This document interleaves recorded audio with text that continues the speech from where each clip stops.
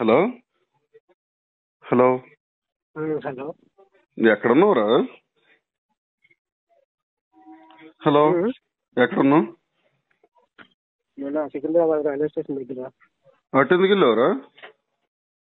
అయితలేదురా నాతో.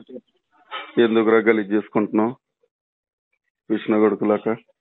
అవుతాయిలేరా, క్లియర్ అయిపోతాయిలే. ₹1,00,000 ఏముంది? 2 నుంచి ఏమి వేయకు, వాటి జోలికి వెళ్ళకుండా ఉండు. మీ వాడు తీర్చేస్తారంటలే.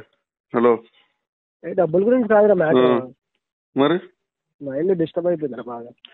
డిస్టర్బ్ అయిపోవడం ఏంట్రా? ₹1,00,000 డిస్టర్బ్ అయిపోవడం ఏంట్రా నాయన? అంటే ఇప్పుడు చచ్చిపోతే క్లియర్ అయిపోద్దా? క్లియర్ అయిపోతుంది కాదు, నా మైండ్ సెట్ మార్చలేదు ఎంత చేసిన.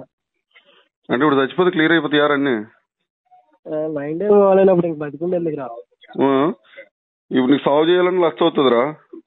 పోను, ఏం కాదు, నీ జీవితమే పోయింది, ఇంకెందుకు రా. మా ఇంట్లో గడ ఉన్నా నాయన. నువ్వు సరే సరే, ఇంటి దగ్గర రాలే, మాట్లాడుతుందా అక్కడ రా. నీకు డబ్బులు ఎవరు ఇచ్చారు అయినా? ₹1,00,000 నీ దగ్గర బెటరేమో కదా. నేను ఈసారి పంపలేదురా, కమ్మి అమౌంట్ కూడా నా దగ్గర ఉన్నాయి, అదే మైనస్ పాయింట్ అయింది. నీకు నిజంగా నాయన రాదురా. ఇన్ని రోజులు సైలెంట్ గా ఉన్నావు గారా. అంతే, మనకు అందుకే రాదు కదా అని నాకు ఇంకా నేను మారనని డిసైడ్ అయిపోయాను. సరే సరే, పోనీలే, అయిపోయింది. మీ వాడు తీరుస్తాడంట. నాకు ఇప్పుడు టైగర్ సాయి ఫోన్ చేశాడు.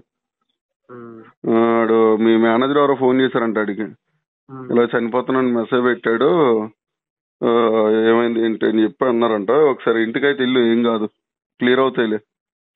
మీ వాడు తీర్చేస్తా అన్నాడంట ₹1,00,000. సైలెంట్గా ఉండి, ఇంకా గేమ్లు ఆడకుండా. సరేనా? ఏం పిచ్చి పనులు ఏం చేయకురా అయ్యా. కాకపోతే ఏం చేస్తావురా?